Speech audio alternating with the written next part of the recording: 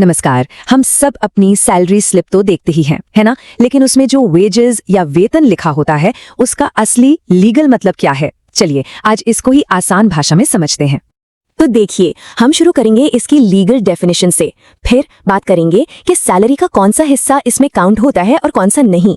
इसके बाद एक बहुत ही जरूरी 50% का रूल है, उसको समझेंगे। कुछ स्पेशल केसेस भी हैं, उन पर भी नजर डालेंगे। और आखिर में सबसे जरूरी बात कि ये सब जानना इतना इम्पोर्टेंट क्यों है। ठीक है, तो सबसे पहले बिल्कुल बेसिक से शुरू करते हैं। आखिर कानून की नजर में ये वेतन है क्या चीज? तो बिल्कुल साफ शब्दों में वेतन का मतलब है वो सारा पैसा, चाहे वो सैलरी हो, अलाउंस हो, जो एम्प्लॉयमेंट कॉन्ट्रैक्ट के हिसाब से काम के बदले में मिलता है। एक तरह से ये काम का बेसिक मुआवजा है। अच्छा, डेफिनेशन तो समझ आ गई, लेकिन असल खेल तो इस बात का है कि इस वेतन में क्या क्या शामिल है और क्या नहीं। तो आसानी के लिए हम सैलरी के कंपोनेंट्स को दो हिस्सों में तोड़ लेते हैं। एक जो हमेशा वेतन का पार्ट माना जाता है और दूसरा जिसे आमतौर पर इससे अलग रखा जाता है। तो कानून कहता है कि तीन चीजें तो हमेशा ही वेतन का हिस्सा होंगी। सबसे पहले बेसिक पे, दूसरा डीएनएस अलाउंस यानी कि डीए, और तीसरा रिटेनिंग अलाउंस। ये तीनों समझ लीजिए कि वेतन की बुनियाद हैं, इसका कोर है। अब यहाँ पर एक बहुत ही इंटरेस्टिंग चीज है। देखिए, कानून ना इन core components basic DA, retaining allowance और बाकी के पेमेंट्स जैसे कि बोनस हुआ या एचआरए, इनके बीच एक साफ साफ लाइन खींचता है। और ये जानना इतना जरूरी इसलिए है क्योंकि पीएफ और ग्रेचुइटी जैसे जो इंपॉर्टेंट बेनिफिट्स होते हैं ना, उनका कैलकुलेशन इसी कोर वेतन पर ही होता है। जैसा कि यहाँ दिख रहा है, ये एक्सक्लूजन वाली लिस्ट काफी लंबी है। मतलब साफ है कि टोटल सैलरी पैकेज में जो इतनी सारी चीजें होती हैं, बोनस, एचआरए, ट्रैवल अलाउंस, उनमें से बहुत कुछ कानूनी तौर पर वेतन है ही नहीं। और ये जो फर्क है ना, ये सिर्फ कहने के लिए नहीं है, इसका सीधा असर पीएफ और ग्रेचुइटी जैसे बेनिफिट्स पर पड़ता है। सोचकर देखिए, हो सकता है कि पीएफ का कैलकुलेशन पूरी सैलरी पर न होकर सिर्फ इसी लीगल वेतन वाले छोटे से हिस्से पर हो रहा हो। तो इससे हम आते हैं एक बहुत बड़े एक्सेप्शन पर, एक ऐसा रूल जो पूरा गेम ही बदल सकता है। तो फिर सवाल ये उठता है कि अगर किसी की सैलरी का बड़ा हिस्सा इन्हीं एक्सक्लूडेड पेमेंट से बना हो तो क्या होगा? वेल, कानून ने इस सिचुएशन के बारे में भी सोचा है और इसके लिए एक स्पेशल रूल बनाया गया है। और वो मैजिक नंबर है 50%, 50%। अगर सैलरी में ये सारे एक्सक्लूडेड पेमेंट्स मिलाकर टोटल सैलरी के 50% से ज्यादा हो जाते हैं तो बस यहां से कहानी पूरी तरह बदल जाती है। एक खास नियम आगे आ जाता है। ये रूल एक तरह का सेफ्टी नेट है। इसे ऐसे समझिए, स्टेप 1, सारे एक्सक्लूडेड पेमेंट्स जैसे बोनस, कमीशन, सबको जोड़ा जाता है। स्टेप 2, फिर चेक किया जाता है कि क्या ये टोटल पूरी सैलरी के 50% से ज्यादा है, और अगर जवाब हाँ है तो 50% से जितना भी ऊपर का अमाउंट है उसे वापस वेतन में जोड़ दिया जाता है। ये इसलिए किया गया है ताकि कोई कंपनी जानबूझकर बेसिक पे कम रखे और बेनिफिट्स को कम न कर पाए। अब इस 50% रूल के अलावा भी कुछ और खास केसेस हैं जहां वेतन की डेफिनेशन थोड़ी सी बदल जाती है। यहाँ एक और बहुत जरूरी बात सामने आती है। कुछ खास सिचुएशंस में, जैसे कि जब बात आती है इक्वल रेम्यूनरेशन की, यानी सभी जेंडर्स के लिए बराबर वेतन की, तो इस वेतन की डेफिनेशन को और बड़ा कर दिया जाता है। ऐसे केसेस में एचआरए और ओवरटाइम जैसे पेमेंट्स को भी वेतन में गिना जाता है ताकि किसी भी तरह का भेदभाव न हो सके। लेकिन एक और केस है, अगर कॉम्पेंसेशन कैश में ना हो बल्कि इन काइंड हो, मतलब कंपनी ने रहने के लिए घर दे दिया या कोई और सुविधा दे दी, तो उसका क्या? कानून इसके बारे में क्या कहता है? तो रूल ये है कि इन नॉन कैश बेनिफिट्स की वैल्यू को भी वेतन का हिस्सा माना जाएगा, लेकिन यहाँ एक लिमिट है। ये वैल्यू टोटल वेतन के 15% से ज्यादा नहीं हो सकती। तो इतनी सारी बातों का आखिर निचोड़ क्या है? मतलब इस सब से हमारे लिए सबसे इंपॉर्टेंट टेक अवे क्या है? तो याद रखिए, पे स्लिप पर लिखा वेजेस या वेतन सिर्फ एक नंबर नहीं है, ये एक पूरा लीगल कैलकुलेशन है। इसमें कुछ चीजें शामिल हैं, कुछ नहीं है, और कुछ जरूरी एक्सेप्शंस भी हैं। और इस कैलकुलेशन को समझना अपने कोर अर्निंग्स और हक को समझने के बराबर है। तो अब जब इन नियमों को हम जानते हैं, अगली बार जब पे स्लिप हाथ में आए तो सिर्फ टोटल अमाउंट पर नजर न डालें, थोड़ा गौर से देखें और सोचें, क्या ये पे स्लिप पूरी कहानी बता रही है?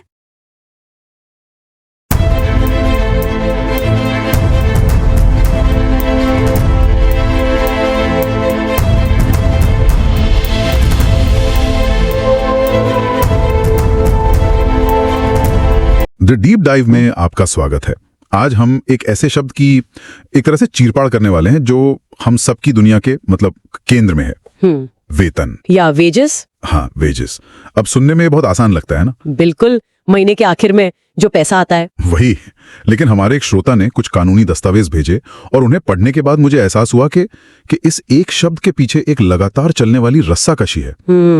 एक खींचतान। हाँ, एक तरफ है कंपनियां जिन्हें लचीलापन चाहिए और दूसरी तरफ है कानून जो कर्मचारियों के लिए एक सुरक्षा चाहता है। और इस पूरी रस्साकशी का मैदान है वेतन की परिभाषा। ये एक बहुत ही शानदार नजरिया है, क्योंकि ये महज एक परिभाषा नहीं है, ये एक समझौता है। समझौता? हाँ, हर नौकरी पेशा व्यक्ति को लगता है कि वो अपनी सैलरी को समझता है, लेकिन असल में हम सिर्फ उसका एक हिस्सा देख रहे होते हैं। कानून इसे एक बहुत ही अलग और गहरी नजर से देखता है, और उस नजर को समझना बहुत जरूरी है। तो फिर इस रस्साकशी की शुरुआत कहाँ से होती है? श्रोतों में जो पहली परिभाषा दी गई है वो तो बहुत ही सीधी सादी लगती है। हाँ, कहती है कि वेतन का मतलब है हर तरह का पारिश्रमिक जिसे पैसे में व्यक्त किया जा सके और जो नौकरी के बदले दे हो। ये तो काफी सरल है। हाँ, ये शुरुआती बिंदु है, एकदम बेसिक। लेकिन यहीं से कानून अपना पहला और सबसे बड़ा दांव चलता है। वो कहता है कि आपके हाथ में जो कुल पैसा आ रहा है वो एक चीज नहीं है। अच्छा, उसे दो अलग अलग बाल्टियों में बांटकर देखना होगा। 2 बाल्टियां? हाँ, सोचिए 2 बाल्टियां हैं। पहली बाल्टी है कोर वेज, मतलब आपका मूल वेतन।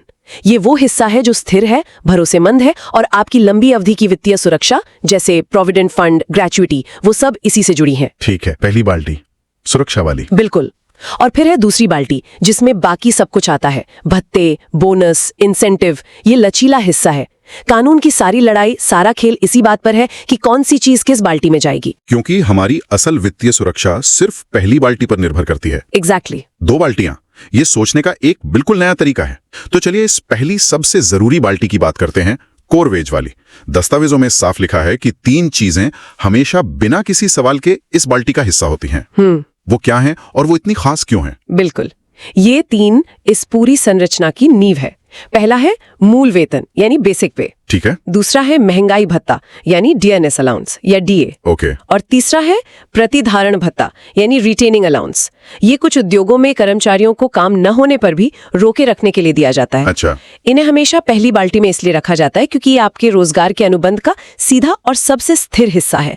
इनमें कोई अगर मगर नहीं होता। मतलब ये पक्के हैं, मिलेंगे ही मिलेंगे। न कटेगा, ये इसी स्थिर आधार पर तय होता है। ठीक है, तो ये 3 तो पक्के खिलाड़ी हो गए हमारी सुरक्षा वाली बाल्टी में। लेकिन अब आते हैं उस हिस्से पर जिसने मुझे सबसे ज्यादा उलझा दिया, दूसरी बाल्टी। हाँ, जिसमें बाकी सब कुछ है। स्रोतों में एक लंबी लिस्ट है उन चीजों की जिन्हें वेतन नहीं माना जाता, और इस लिस्ट में बोनस, मकान किराया भत्ता यानी एचआरए, यात्रा भत्ता यानी कन्वेंस अलाउंस, ओवरटाइम भी, और यहां तक कि ओवरटाइम का पैसा भी शामिल है। मेरे लिए तो ये सब सैलरी का ही हिस्सा है। कानून इन्हें उस अहम बाल्टी से बाहर क्यों रखता है? और ये एक बहुत ही वाजिब सवाल है। इसके पीछे एक साफ तर्क है। कानून कहता है कि दूसरी बाल्टी में वो चीजें हैं जो या तो किसी खर्च की भरपाई है या फिर वो कमाई है जो पक्की नहीं है। अच्छा, उदाहरण से समझाइए। जैसे यात्रा भत्ता, ये आपकी कमाई नहीं है, ये आपके ऑफिस आने जाने में हुए खर्च की भरपाई है, एक तरह का रीइंबर्समेंट। एचआरए आपके किराए के खर्च में मदद है, ये आपका मूल पारिश्रमिक नहीं है। ठीक है। इसी तरह बोनस और कमीशन आपके प्रदर्शन या कंपनी के मुनाफे से जुड़े हैं। हो सकता है इस साल मिले, अगले साल ना मिले। हाँ, ना मिले। ये परिवर्तनशील यानी वेरिएबल है। और ओवरटाइम आपके तय काम के घंटों के ऊपर किया गया अतिरिक्त काम है। इसलिए कानून इन्हें आपकी स्थिर कोर कमाई से अलग रखता है। मतलब कानून की नजर में ये सब अतिरिक्त भुगतान है, मूल कमाई नहीं। ठीक कहा। लेकिन यहाँ एक और दिलचस्प परत है जिसे समझना जरूरी है और जहाँ अक्सर लोग उलझ जाते हैं। वो क्या है? भले ही वेतन कोड इन चीजों को पीएफ जैसी गणनाओं के लिए वेतन नहीं मानता, लेकिन आपका आयकर विभाग, इनकम टैक्स डिपार्टमेंट, हाँ, इनकम टैक्स डिपार्टमेंट इनमें से ज्यादातर चीजों को आपकी कर योग्य आय यानी टैक्सेबल इनकम का हिस्सा मानता है। अरे वाह। तो एक ही सैलरी स्लिप को सरकार के 2 विभाग अपने अपने मकसद से अलग अलग तरीके से पढ़ते हैं। एक आपकी सामाजिक सुरक्षा देख रहा है और दूसरा अपना टैक्स। ये तो वाकई एक बड़ा पेंच है। मतलब एक ही पैसा लेकिन उसके 2 अलग अलग कानूनी मतलब। ठीक है, तो मैं इस 2 बाल्टियों के सिस्टम को समझ ही रहा था कि दस्तावेजों ने मेरे सामने एक बहुत बड़ा लेकिन खड़ा कर दिया। वहां 50% के नियम का जिक्र है। ये नियम ऐसा लगता है जैसे ये अब तक की हमारी सारी बातचीत को पलट देता है। ये क्या है और इसका मकसद क्या है? ये नियम इस पूरी रस्साकशी का रेफरी है। रेफरी? हाँ, ये वो सीटी है जो खेल को एक तरफा होने से रोकती है।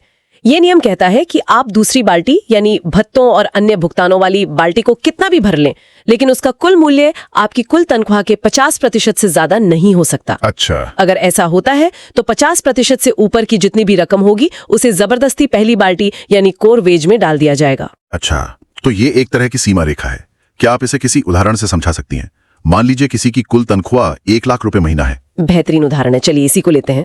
कुल तनख्वाह 1 लाख रुपए। ठीक है। पहला मामला, मान लीजिए कंपनी कहती है कि आपका मूल वेतन और डीए मिलाकर 60,000 रुपए है। यानी पहली बाल्टी में 60%। बिल्कुल, और बाकी के 40,000 रुपए भत्ते वगैरह है, यानी दूसरी बाल्टी में 40%। यहाँ सब ठीक है, क्योंकि दूसरी बाल्टी 50% से कम है, तो आपका पीएफ 60,000 पर कटेगा। सीधा साधा। हाँ, दूसरा मामला, अब मान लीजिए एक दूसरी कंपनी कहती है कि आपका मूल वेतन और डीए सिर्फ 40,000 रुपए है, पहली बाल्टी में 40%। और बाकी के 60,000 रुपए तमाम तरह के भत्ते हैं, यानी दूसरी बाल्टी में 60%। अब रेफरी की सीटी बजेगी, क्योंकि ये 50% से ज्यादा हो गया। हाँ, क्योंकि दूसरी बाल्टी कुल तनख्वाह के 50% यानी 50,000 रुपए से 10,000 रुपए ज्यादा है, तो कानून कहेगा इस अतिरिक्त 10,000 रुपए को भी पहली बाल्टी का हिस्सा माना जाएगा। अच्छा, तो अब पीएफ की गणना के लिए वेतन क्या माना जाएगा? अब आपका वेतन 40,000 रुपए नहीं, बल्कि 40,000 प्लस 10,000 इज इक्वल टू 50,000 रुपए माना जाएगा। समझ गया। तो ये एक तरह का सुरक्षा कवच है। कानून कह रहा है कि कंपनियां चाहे कुछ भी करें, कर्मचारी की कोर वेज वाली बाल्टी उसकी कुल तनख्वाह के 50% से कम नहीं हो सकती। कम से कम गणना के लिए तो नहीं। हाँ, गणना के लिए। ये तो कर्मचारियों के लिए बहुत बड़ी जीत है। ये बहुत बड़ी जीत है। इसने उन कंपनियों पर लगाम लगाई जो कर्मचारियों का पीएफ योगदान कम करने के लिए मूल वेतन को बहुत कम और भत्तों को बहुत ज्यादा दिखाती थी। यह नियम सुनिश्चित करता है कि आपकी रिटायरमेंट की बचत के साथ खिलवाड़ ना हो। ठीक है, मैं आपके साथ हूं। 2 बाल्टियां और 50% का नियम जो एक सुरक्षा जाल की तरह काम करता है। लेकिन फिर दस्तावेजों में एक और बात लिखी थी जो मुझे और भी अजीब लगी। बताइए। वहां कहा गया है कि कुछ खास मामलों में, जैसे समान काम समान वेतन या वेतन का भुगतान के मामलों में, वेतन की परिभाषा फिर से बदल जाती है। हाँ। जिन चीजों को हमने अभी अभी दूसरी बाल्टी में फेंका था, जैसे एचआरए, यात्रा भत्ता, वो अचानक से पहली बाल्टी का हिस्सा मान ली जाती हैं। एक ही शब्द के इतने सारे मतलब कैसे हो सकते हैं? क्योंकि कानून एक औजार की तरह है और हर काम के लिए सही औजार चुनना पड़ता है। मतलब? यहाँ कानून का मकसद बदल जाता है। जब मुद्दा समान काम समान वेतन का हो, तो कानून ये सुनिश्चित करना चाहता है कि किसी भी आधार पर भेदभाव ना हो। सोचिए, एक कंपनी एक पुरुष और एक महिला को एक ही काम के लिए 50,000 रुपए का मूल वेतन दे। ठीक है, बराबर। लेकिन पुरुष को 30,000 रुपए का विशेष भत्ता दे और महिला को नहीं। अगर कानून सिर्फ मूल वेतन देखेगा तो उसे कोई भेदभाव नहीं दिखेगा, है ना? सही बात है। इसलिए इस मामले में कानून को पूरी तस्वीर देखनी पड़ती है, यानी कर्मचारी को मिलने वाला लगभग हर मौद्रिक लाभ, ताकि कंपनियां भत्तों के नाम पर भेदभाव न कर सकें। बिल्कुल। और जब वेतन का भुगतान सुनिश्चित करने की बात आती है, तो कानून का मकसद ये पक्का करना है कि कर्मचारी को उसका कमाया हुआ पूरा पैसा समय पर मिले। अच्छा। उसे इस बात से मतलब नहीं है कि वो पैसा किस बाल्टी का है। उसका मकसद है कर्मचारी के हाथ में पूरा कैश फ्लो बनाए रखना। इसलिए इन खास संदर्भों में परिभाषा का दायरा बड़ा हो जाता है, ताकि कर्मचारी के हितों की रक्षा हो सके। ये तो अविश्वसनीय रूप से सूक्ष्म है। मतलब कानून एक ही शब्द के लिए अलग अलग चश्मे इस्तेमाल करता है। ये इस पर निर्भर करता है कि वो किस समस्या को हल करने की कोशिश कर रहा है। बिल्कुल। अच्छा, स्रोतों से एक आखिरी बिंदु जो मुझे थोड़ा पुराना लगा लेकिन शायद आज भी प्रासंगिक है। क्या होता है अगर आपको पैसे की जगह सामान में भुगतान मिले? वस्तु के रूप में पारिश्रमिक या रेम्यूनरेशन इन काइंड। हाँ, वही। हाँ, ये आज भी प्रासंगिक है, खासकर उन स्थितियों में जहां कंपनी कर्मचारी को रहने के लिए घर, गाड़ी या मुफ्त भोजन जैसी सुविधाएं देती है। कानून इसे भी मान्यता देता है, लेकिन एक शर्त के साथ। और वो शर्त क्या है? शर्त यह है कि इन वस्तुओं या सुविधाओं का कुल मूल्य आपके कुल वेतन के 15% से ज्यादा नहीं हो सकता। 15% से ज्यादा नहीं? क्यों? इसके पीछे का तर्क है कर्मचारी की वित्तीय स्वतंत्रता, या कह सकते हैं लिक्विडिटी की रक्षा करना। कानून यह समझता है कि आप कंपनी से मिले घर से अपने बच्चे की स्कूल फीस नहीं भर सकते, या मुफ्त भोजन से अपना बिजली का बिल नहीं चुका सकते। हाँ बिल्कुल, आपको अपने रोजमर्रा के खर्चे चलाने के लिए हाथ में नकद पैसा चाहिए। ये 15% की सीमा सुनिश्चित करती है कि आपका वेतन मुख्य रूप से नकद में ही हो, ताकि आपकी अपनी वित्तीय जरूरतों पर आपका नियंत्रण बना रहे। तो इस सब का क्या मतलब है? अगर मैं आज की इस गहरी पड़ताल को समेटने की कोशिश करूं तो बात यहां तक पहुंची है कि वेतन एक सीधा साधा शब्द नहीं है। बिल्कुल नहीं है। ये कहानी है 2 बाल्टियों की, एक सुरक्षा के लिए, दूसरी लचीलेपन के लिए। इस कहानी में एक रेफरी भी है जो 50% नियम की सीटी बजाकर खेल को निष्पक्ष रखता है। और सबसे बड़ी बात, इस कहानी का मतलब उस संदर्भ के साथ बदल जाता है जिसमें इसे सुनाया जा रहा है। हाँ, आपने इसे बिल्कुल सही ढंग से समेटा है। ये जटिलता कोई खामी नहीं है, ये सिस्टम की खूबी है। ये नियोक्ताओं की जरूरत यानी प्रदर्शन को पुरस्कृत करने की लचीलेपन, और कर्मचारियों के अधिकार यानी वित्तीय सुरक्षा और एक भरोसेमंद भविष्य के बीच एक संतुलन बनाने की कोशिश है। हाँ, एक ईमानदार कोशिश है। ये एक गतिशील और जीवंत व्यवस्था है जो समय और जरूरत के हिसाब से खुद को ढालती है, ताकि रस्साकशी में रस्सी किसी एक तरफ बहुत ज्यादा न झुक जाए। ये वाकई एक ऐसा विषय था जो ऊपर से जितना सरल लगता है, अंदर से उतना ही गहरा है और अब अपने श्रोता के लिए एक विचार छोड़ जाते हैं जिस पर वो आगे सोच सकें। जरूर। ये देखते हुए कि वेतन की यही कानूनी परिभाषा आपके भविष्य निधि यानी पीएफ, आपकी ग्रेच्युटी और कई अन्य सामाजिक सुरक्षा लाभों की नींव है, जरा सोचिए। इस परिभाषा में किया गया एक छोटा सा बदलाव भी, जो शायद संसद में एक दिन में पारित हो जाए, देश भर के करोड़ों कर्मचारियों की रिटायरमेंट के बाद की जिंदगी और उनकी वित्तीय सुरक्षा को आने वाले कई दशकों के लिए कितने बड़े पैमाने पर प्रभावित कर सकता है।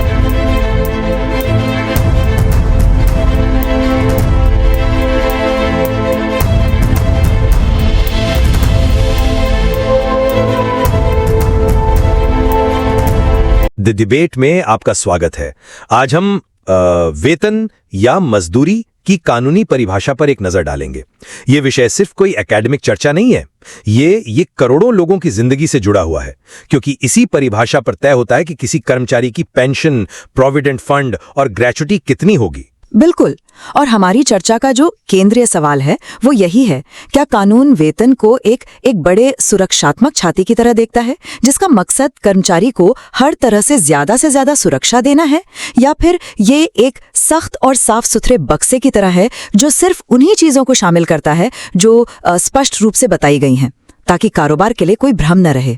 मेरा पक्ष यह है कि कानून का असली इरादा समावेशी होना है, एक ऐसा सुरक्षा कवच बनाना जो कंपनियों को वेतन के घटकों को तोड़ मरोड़ कर अपनी जिम्मेदारियों से बचने से रोके। और मैं ये तर्क दूंगी कि ये परिभाषा जानबूझकर सीमित रखी गई है। इसका मकसद है स्पष्टता देना, ये साफ साफ बताना कि क्या वेतन है और क्या नहीं, ताकि अस्पष्टता की कोई गुंजाइश ही न रहे। तो शुरू करते हैं। मेरा मानना है कि वेतन की कानूनी परिभाषा पहली नजर में भले ही सीधी सादी लगे, लेकिन असल में ये एक बहुत ही सोचा समझा और मजबूत सुरक्षा कवच है। परिभाषा की शुरुआत तो सरल है। वेतन का मतलब है हर तरह का पारिश्रमिक, जिसमें 3 मुख्य चीजें शामिल हैं: मूल वेतन यानी बेसिक पे, महंगाई भत्ता यानी डियरनेस अलाउंस, और अगर लागू हो तो रिटेनिंग भत्ता। ये तो हुई नींव, लेकिन इस कानून की असली ताकत और इसका इरादा छिपा है इसके नियमों और शर्तों में, खासकर जिसे हम 50% का नियम कहते हैं। ये नियम कहता है कि अगर कुछ भत्ते जिन्हें वेतन से बाहर रखा गया है, जैसे बोनस, कमीशन, यात्रा भत्ता वगैरह, अगर ये सब मिलकर आपके कुल पारिश्रमिक के 50% से ज्यादा हो जाते हैं, तो उस 50% के ऊपर की जो भी अतिरिक्त रकम होगी उसे वेतन ही माना जाएगा और उसमें जोड़ दिया जाएगा। ये प्रावधान मामूली नहीं है, ये क्रांतिकारी है। ये सीधे सीधे उस रास्ते को बंद करता है जहां कंपनियां सैलरी स्ट्रक्चर को ऐसे बनाती हैं कि बेसिक सैलरी बहुत कम दिखा दी और भत्तों का हिस्सा बहुत ज्यादा, ताकि पीएफ या ग्रेच्युटी में कम योगदान देना पड़े। इसके अलावा वस्तु के रूप में दिए गए पारिश्रमिक यानी रेम्यूनरेशन इन काइंड को भी कुल वेतन के 15% तक वेतन का हिस्सा मानना, यह दिखाता है कि कानून सिर्फ बैंक में आने वाले पैसे को नहीं देख रहा, बल्कि कर्मचारी को मिलने वाले असल फायदे को अहमियत दे रहा है। ये एक विस्तृत और सुरक्षात्मक सोच है। और सीमा तय करना, न कि हर चीज को शामिल कर लेना। और ये इरादा उस लंबी और साफ लिस्ट से जाहिर होता है जिसमें बताया गया है कि किन चीजों को वेतन नहीं माना जाएगा। इसमें बोनस, मकान किराया भत्ता यानी एचआरए, यात्रा भत्ता, ओवरटाइम और कमीशन जैसी बड़ी और जरूरी चीजें शामिल हैं। ये लिस्ट कोई छोटा मोटा अपवाद नहीं है, ये इस परिभाषा की बुनियाद है, इसका मूल ढांचा है। और ये बंटवारा बहुत तार्किक भी है। ये आपके तयशुदा वेतन को उन भुगतानों से अलग करता है जो आपके प्रदर्शन या आपकी खर्चों पर निर्भर करते हैं। अब आते हैं 50% के नियम पर। मैं उसे कानून का मुख्य सिद्धांत नहीं मानती। वो एक सेफ्टी वाल्व है, एक आखिरी उपाय जो सिर्फ उन असाधारण मामलों में काम आता है जहां सैलरी स्ट्रक्चर हद से ज्यादा असंतुलित हो। असल में इस नियम का होना ही यह साबित करता है कि कानून पारिश्रमिक के एक बहुत बड़े हिस्से को यानी 49.9% तक गैर वेतन के रूप में रहने की इजाजत देता है।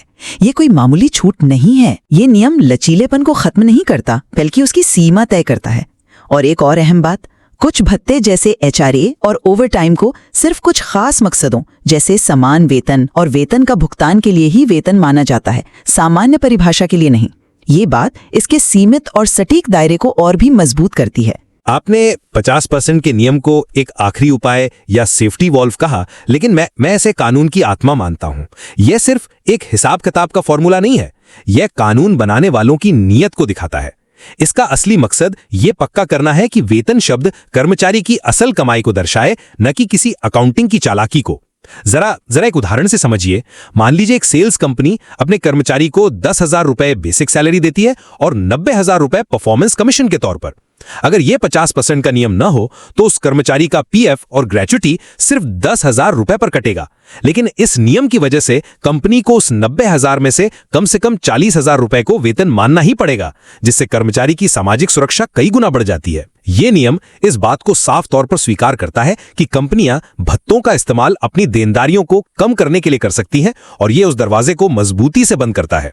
अगर कानून का इरादा सिर्फ स्पष्टता देना होता तो वो सिर्फ भत्तों की लिस्ट बनाकर छोड़ देता। लेकिन 50% की सीमा लगाकर कानून एक सिद्धांत स्थापित कर रहा है कि वेतन का मूल हिस्सा कभी भी कुल कमाई के आधे से कम नहीं हो सकता। मैं समझती हूँ कि आप इसे इस नजरिए से क्यों देख रहे हैं, लेकिन मैं इस बात से इत्तेफाक नहीं रखती कि ये कानून की आत्मा है। मेरे लिए ये एक सुरक्षा जाल है, इमारत की नींव नहीं। नींव तो वही बहिष्करण यानी एक्सक्लूजन्स वाली लिस्ट है। अगर 50% का नियम ही आत्मा होता तो ये सीमा शायद बहुत कम होती, शायद 20% या 30%।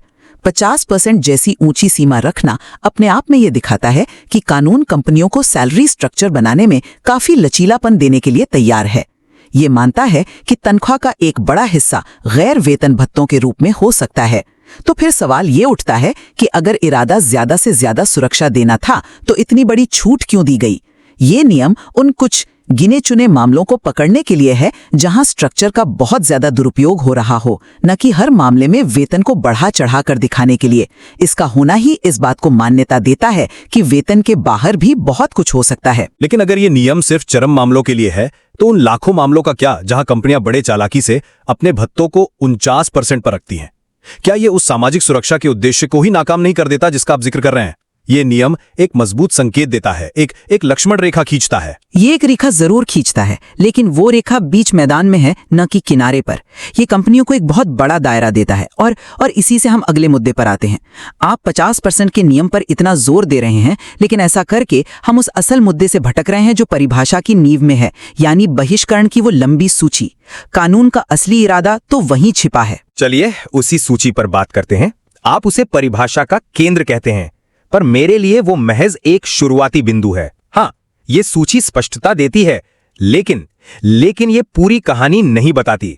जरा इस पर गौर कीजिए। यात्रा भत्ता और मकान किराया भत्ता जैसे जरूरी घटकों को सामान्य परिभाषा से तो बाहर रख दिया गया है, लेकिन वेतन का भुगतान और समान काम के लिए समान वेतन जैसे बेहद महत्वपूर्ण उद्देश्यों के लिए उन्हें वापस वेतन में शामिल कर लिया जाता है। ये क्या दिखाता है? ये कानून की एक तरह की स्वीकारोक्ति है कि ये भत्ते स्वभाव से वेतन जैसे ही हैं। ये कर्मचारी की कमाई का एक अभिन्न अंग है, भले ही सामान्य गणना को आसान बनाने के लिए उन्हें बाहर रख दिया गया हो। इसलिए ये बहिष्करण कोई पत्थर की लकीर नहीं है, ये संदर्भ पर निर्भर करता है, और यही चीज इस पूरे ढांचे को व्यापक और लचीला बनाती है। ये दिखाता है कि कानून जरूरत पड़ने पर अपनी परिभाषा का दायरा बढ़ा सकता है और सीमित बनाता है। कानून साफ साफ कह रहा है, देखो, आमतौर पर ये चीजें वेतन नहीं है, लेकिन इन दो खास प्रक्रियात्मक मामलों में ये सुनिश्चित करने के लिए कि सबको समान काम का समान वेतन मिले और लोगों को उनका पूरा बकाया समय पर मिले, हम कुछ देर के लिए इन्हें वेतन मान लेंगे। ये तो अपवाद से नियम को साबित करने वाली बात हो गई। अगर कानून का इरादा उन्हें सामान्य तौर पर वेतन मानने का होता तो उन्हें पहली ही लिस्ट में शामिल कर लिया जाता। उन्हें अलग से खास शर्तों के साथ शामिल करना इस बात पर और जोर देता है कि उनका बाहर रहना ही सामान्य नियम है। ये कंपनियों और कर्मचारियों दोनों के लिए चीजों को साफ करता है। आपको पता है कि आपकी मूल तनख्वाह क्या है, और आपको ये भी पता है कि किन गिनी चुनी परिस्थितियों में दूसरे भुगतानों को वेतन माना जाएगा। बिजनेस चलाने के लिए इस तरह की स्पष्टता बहुत जरूरी है। अनिश्चितता में कोई काम नहीं कर सकता। ये स्पष्टता तब धुंधली हो जाती है जब हम वस्तु के रूप में दिए गए पारिश्रमिक पर नजर डालते हैं। कानून ये मान रहा है कि वेतन हमेशा सिर्फ नकद में नहीं होता। ये कर्मचारी को मिलने वाले असल मूल्य को अपनी परिभाषा में शामिल करने की कोशिश करता है। जब कानून कहता है कि वस्तु के रूप में दिए गए फायदे वेतन का हिस्सा हो सकते हैं, तो ये परिभाषा के लचीलेपन और समावेशी सोच को दिखाता है। ये आज की उस हकीकत को स्वीकार करता है जहां कंपनियां कई तरह के फायदे देती हैं। बात सिर्फ बैंक खाते में जमा होने वाली रकम की नहीं है, बल्कि कर्मचारी को मिलने वाले कुल मूल्य की है। ये एक समावेशी सिद्धांत का साफ संकेत है। ये तर्क सुनने में अच्छा लगता है, लेकिन आपने उस प्रावधान का एक बहुत जरूरी हिस्सा नजरअंदाज कर दिया। कानून ये भी कहता है कि वस्तु के रूप में दिए गए पारिश्रमिक का मूल्य कुल वेतन के 15% से ज्यादा नहीं हो सकता। तो यहाँ समावेश कहाँ है? इसके बजाय ये सीमा इसे सीमित करती है। समावेशी नहीं बनाती। ये एक कैप लगा रहा है, एक सीमा तय कर रहा है। कानून एक तरह से कह रहा है कि ठीक है, हम गैर नकद फायदों को पहचानते हैं, लेकिन हम उन्हें सख्ती से नियंत्रित करेंगे और ये पक्का करेंगे कि वे वेतन का एक छोटा सा हिस्सा ही रहें। ये साफ दिखाता है कि प्राथमिकता वेतन के उस हिस्से को दी जा रही है जो नकद है और जिसे आसानी से गिना जा सकता है। ये परिभाषा का दायरा बढ़ाने के बजाय उस पर एक और सीमा लगाने वाला नियम है, जो वेतन की एक संकीर्ण नकद आधारित परिभाषा के विचार को और मजबूत करता है। ये समावेश का नहीं बल्कि नियंत्रण का प्रतीक है। लेकिन इस 15% की सीमा को नियंत्रण के रूप में देखने के बजाय क्या हम इसे व्यावहारिकता के नजरिए से नहीं देख सकते? वस्तु के रूप में दिए गए फायदों का सही मूल्य तय करना अक्सर बहुत मुश्किल होता है। कोई कंपनी रहने के लिए घर देती है तो उसका किराया बाजार के हिसाब से कितना माना जाए? ये सीमा शायद मूल्यांकन की इन जटिलताओं से बचते हुए गैर नकद फायदों को शामिल करने का एक व्यावहारिक तरीका हो सकता है। ये उस सिद्धांत को कमजोर नहीं करता कि कानून नकद से आगे देख रहा है, बल्कि उसे लागू करने लायक बनाता है। मैं फिर भी कहूंगी कि एक संख्यात्मक सीमा, चाहे वो 15% हो या 50%, परिभाषा को फैलाने के बजाय उसे बांधने का काम करती है। ये साफ लकीरें खींचती है। कानून का पूरा ढांचा एक छोटी और स्पष्ट समावेश सूची, एक लंबी और विस्तृत बहिष्करण सूची और कुछ खास सीमाओं के साथ गिने चुने अपवाद सब एक ही दिशा में इशारा करते हैं। एक ऐसा दृष्टिकोण जो अस्पष्टता पर स्पष्टता को और अधिकतम सुरक्षा पर पूर्वानुमान को प्राथमिकता देता है। बिजनेस को ये जानने की जरूरत है कि उनकी देनदारियां कितनी होंगी और ये परिभाषा उन्हें वही निश्चितता देती है। तो संक्षेप में कहूं तो मेरा मानना है कि 50% के नियम जैसे मजबूत प्रावधान और जरूरत पड़ने पर कुछ भत्तों को वेतन में शामिल करने की क्षमता के जरिए ये कानूनी ढांचा आखिरकार वेतन की एक व्यापक परिभाषा की ओर झुकता है। इसका मकसद ये पक्का करना है कि वेतन की गणना कर्मचारी की असल कमाई को दर्शाए और सैलरी स्ट्रक्चर में हेरफेर को रोककर कर्मचारी के हितों की रक्षा करे। ये कागज पर लिखे आंकड़ों से ज्यादा असलियत को तवज्जो देता है। और मेरा निष्कर्ष ये है कि कानून का प्राथमिक ढांचा, जो स्पष्ट बहिष्करण की एक लंबी और विस्तृत सूची पर टिका है, वेतन की एक संकीर्ण, स्पष्ट और पूर्वानुमानित परिभाषा देता है। अपवाद जैसे 50% का नियम या वस्तु के रूप में पारिश्रमिक पर 15% की सीमा केवल खास और सीमित स्थितियों के लिए हैं। वे कानून के समग्र सीमित दर्शन को बदलते नहीं, बल्कि असल में उसे और मजबूत करते हैं, क्योंकि वे साफ सीमाएं तय करते हैं। ये तो साफ है कि वेतन जैसे शब्द को एक सरल परिभाषा में बांधना बहुत मुश्किल काम है। इस परिभाषा के अलग अलग पहलू, इसके समावेश, बहिष्करण और शर्तें अलग अलग व्याख्याओं को जन्म देते हैं, जैसा कि हमारी बातचीत से भी जाहिर हुआ। यह कानून सुरक्षा और स्पष्टता के बीच एक बहुत नाजुक संतुलन बनाने की कोशिश करता है। बिल्कुल, और इन अलग अलग नजरियों पर विचार करने से ही इस विषय की पूरी गहराई समझ में आती है। ये कोई मामूली परिभाषा नहीं है और इसके असर बहुत दूर तक जाते हैं। हम अपने श्रोताओं को प्रोत्साहित करते हैं कि वे स्रोत सामग्री में और गहराई से उतरें ताकि वे इस पर अपनी समझ बना सकें।